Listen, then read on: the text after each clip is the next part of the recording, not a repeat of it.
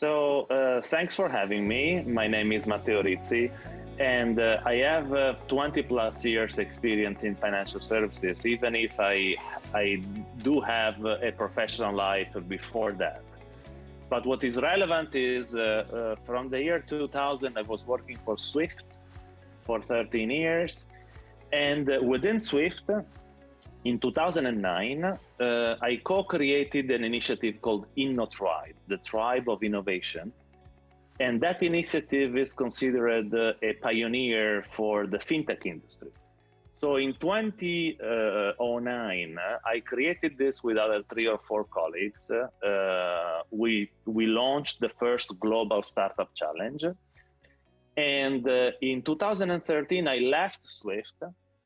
And the reason why I'm taking so long to explain my curriculum is that 2013 is actually the year that later on inspired my book, which is why I'm taking the time to explain the story.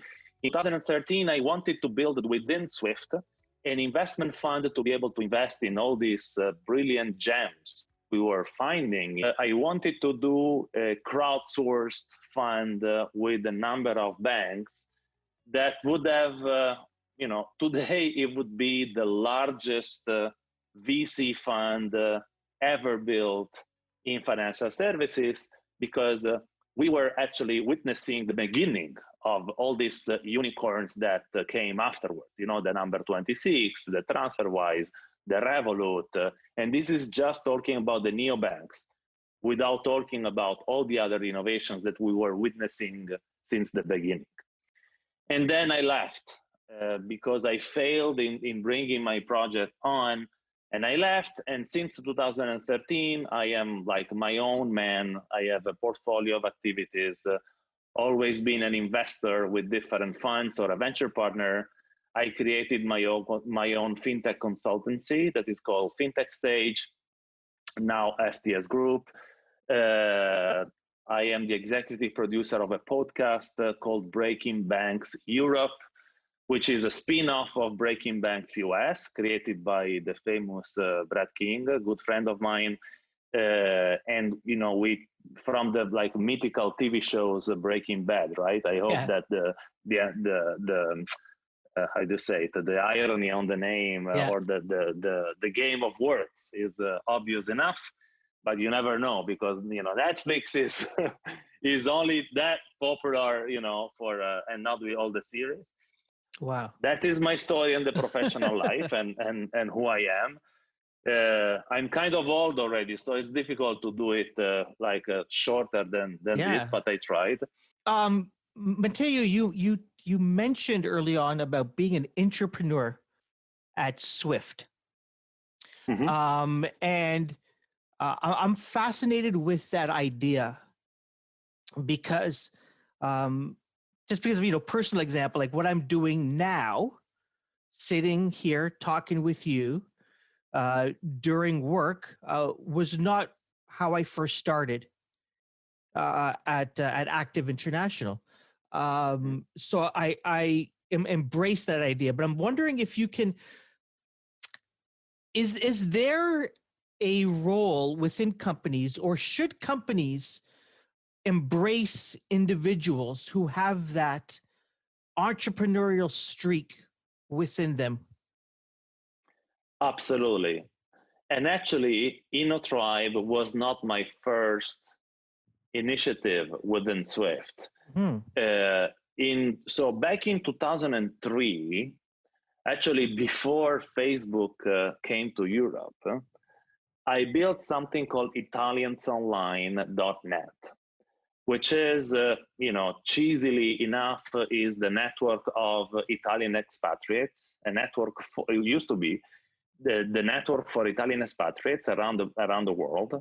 We started with, I was living in Paris back then. We started with 3 friends and Nomad, and we went up to 250,000 Italians in 90 different countries. And if you look at Italians Online in 2003, it was pretty much Facebook. So, the status, the profile, the messages, the roles, the stories, the communities, same. The only difference is that it was in Italian 100%, and that we turned it into an association. We did some 5,000 events around the planet. Plenty of marriages and kids were born from this portal. That was amazing. The reason why I'm telling you this story, Karim, is that 3 years later at Swift, I went showing that portal to the CEO, and my one-liner pitch was, I have registered swiftcommunity.net. We need to do the Facebook for bankers. And he said, what do you need? I said, I need $1 million and a team of 4. He called my boss. He said, Matteo, in 3 weeks from now, is working on his own project. He will report to me. And I built swiftcommunity.net that became a community of bankers and insurers and securities players, building community and told her about the standards of the industry, talking about innovation, planetary presentation through Swift of this, because Swift only had a one-to-many websites, static websites, with some information, right? And the way to explain what I wanted to do was to bring Italians online and sort of merge with the banking world that had absolutely the same requests and needs. Basically, have an interactive platform to talk about business. Tremendous success for a couple of, and then Swift decided to bring it back into the usual communication platform. But that's an example where an idea that was sort of brave enough, to be pitched and listened to, and of course the budget was like ridiculous because it was less than 0.5% of less than that. Swift back then, I think it was making 500 million. That was the revenue of the company. So $1 million for a planetary communication platform over 2 years. It was nothing because actually the salary of the people were included in that budget.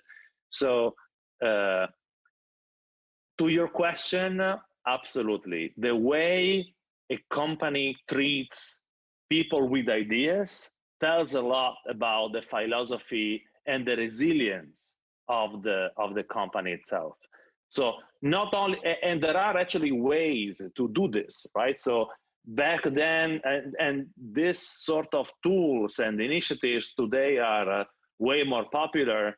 Back then, even talking about an innovation challenge, which we did inside the Swift itself, it was a novelty.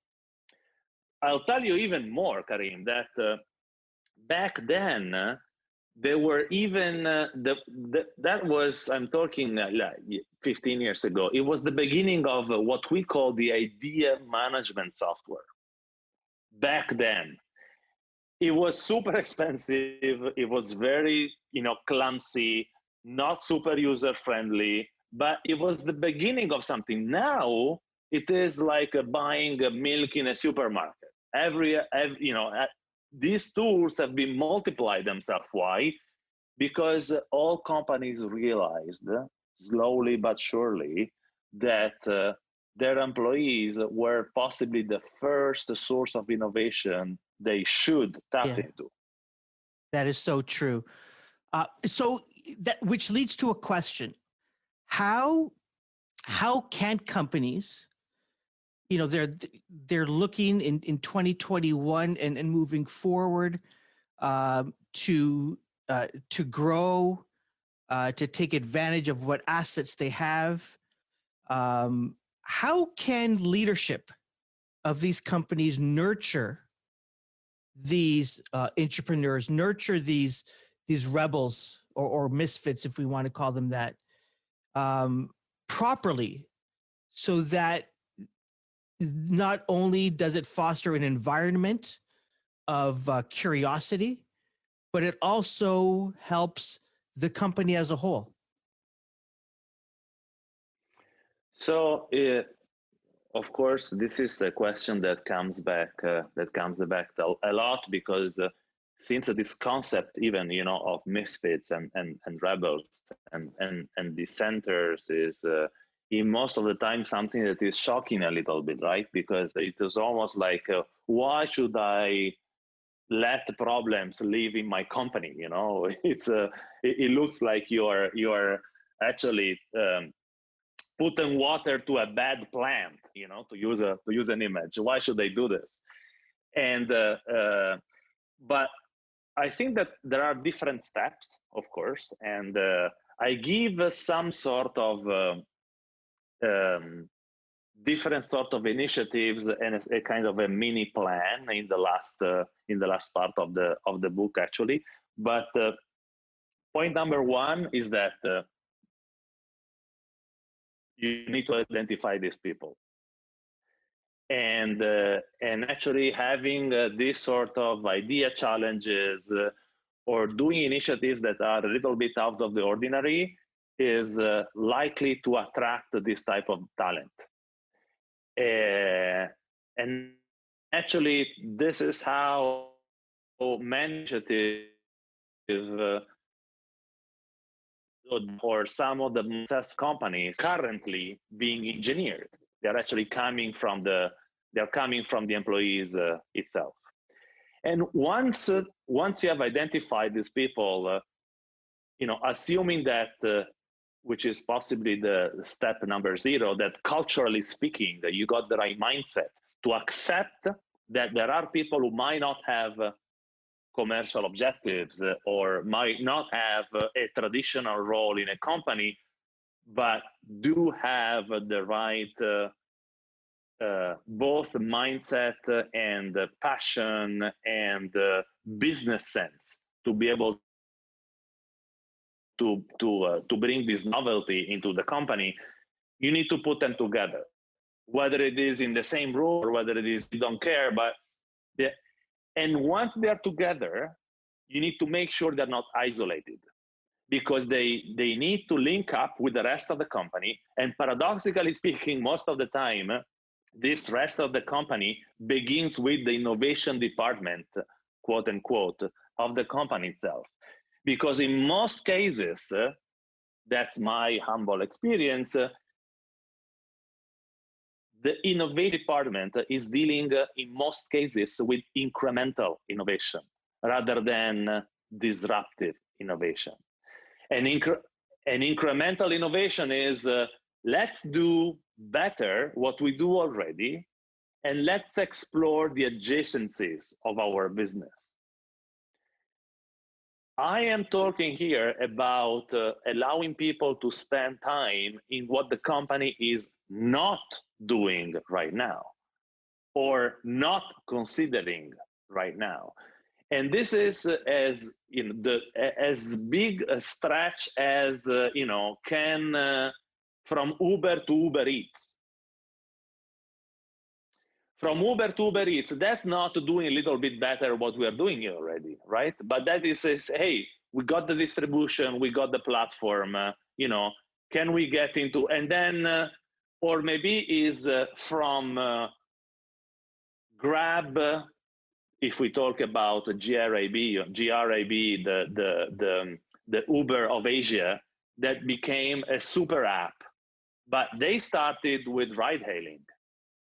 And they became a super app where you can digitize salaries and make peer-to-peer payments and becoming a fully financial services platform.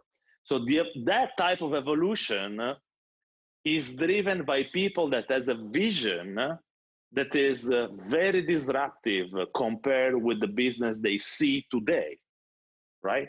Now, of course, when we talk about digital businesses, is slightly different than when we talk about sort of heavy industry, right? So the Kodak example is possibly, is harder to see than the Uber or the Grab example, because in a digital world, it's sort of much easier to extend the services using the same platform because all the tools are at your disposal, right? So connect different kind of dots is less complicated, because even the mind see them closer. If you talk about people that has paper and prints, I don't even know how do they call it in English, but the paper for the pictures, up to film, up to everything digital on a screen, the leap of faith is actually much bigger. So once you have identified them, once you have put them together, once you find the proper link with the company, meaning you need to have the right mentors to these guys. Otherwise, the risk is to have a bunch of crazy gangs, talking about anything and everything, because most of the time, actually, they need the proper structure around it to bring to the ground the ideas. So as I said, they're not gods, or they're not the Avengers. They're just different type of talents that needs to be nurtured. But in order for this, is like, and actually there is no difference, Karim, when you actually build your own startup, right? Startups made just by creators and geniuses are very often stay at the genius engineering level, and they never become a business. Yeah, you need all types of people. Exactly. Yeah. And this is the perfect mix that every company needs to find. So again, once from the identification to putting them together, to link them to the industry, to put the structure around to make the ideas, and then you need the right mindset at the executive level, because it's all about I want to say having the humility to understand that sometimes you're not the smarter people in the room. You're not the smartest people in the room, and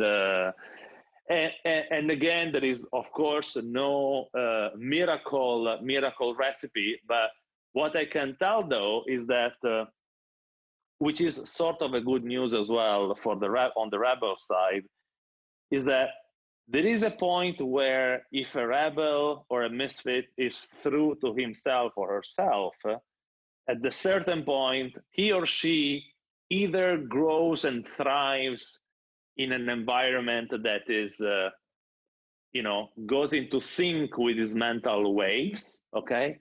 Or is just going to leave. Sometimes they just leave. Yeah, that which is was true. Kind of my case, by the way. It is we could sit here and speak about this for a very long time, Matteo, but it is something I think that people, especially those in leadership positions, but also, people that, look at themselves in the mirror and wonder whether they fit or don't fit. This is a discussion worth exploring more. My guest has been Matteo Rizzi. The book is Talents and Rebels. You could also find him at matteorizzi.me online. Matteo, thank you so much for joining me today. Thank you for having me, Karim. I hope you enjoyed it. Power your advertising. Working with Active International enables you to fund your advertising using your company's own products, assets, or even services.